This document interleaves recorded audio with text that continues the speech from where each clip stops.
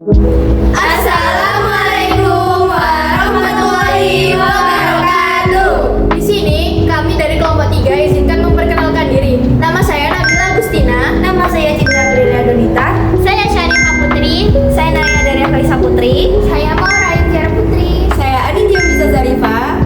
Dan perkenalkan di sini ada rekan kita satu lagi yang bernama Aurelia Abdullah Putri sebagai pasien. Nah, tujuan kita di sini adalah untuk pengertian materi tentang asma, penyakit asma. Dan mendemonstrasikan tentang tingkat kesadaran pasien yaitu somnolen. Dan mendemonstrasikan perawatan kuku. Jangan lupa ditonton ya teman-teman. Hai, saya penderita asma. Asma adalah penyakit kronis pada saluran pernafasan yang menyebabkan kelainan dan penyempitan saluran nafas sehingga penderita tidak dapat bernafas dengan normal. Nah, penyakit asma juga memiliki beberapa penyebab loh teman-teman. Di antaranya yaitu alergi terhadap debu, bulu hewan, jamur, lalu ada iritasi udara seperti polusi udara, asap rokok, parfum yang kuat, lalu ada iritasi pada saluran nafas seperti flu, bronkitis, lalu ada aktivitas berat, faktor genetik, stres atau emosi yang kuat.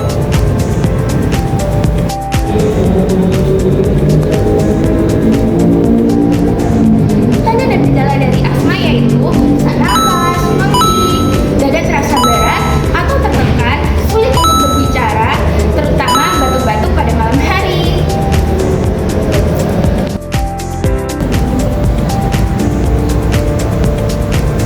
Pencegahan penyakit asma yang pertama ialah hindari pemicu asma seperti asap rokok, debu, dan juga parfum yang berlebihan. Yang kedua, gunakan masker untuk kemana-mana agar lebih menjaga pernafasan kita lebih baik. Yang ketiga, kelola stres dengan baik.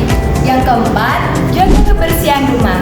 Yang kelima, olahraga yang teratur, tetapi hindari yang terlalu berat.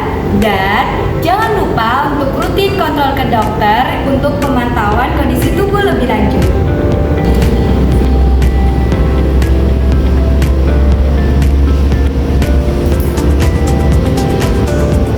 Di sini saya akan menjelaskan tentang tingkat kesadaran pasien yang meliputi 3 komponen, yaitu respon mata, respon verbal, dan respon motorik. Yang pertama, respon mata. Permisi, Bu, apa mendengar suara saya? Pasien membuka mata dengan rasa suara dan rasa gerakan, maka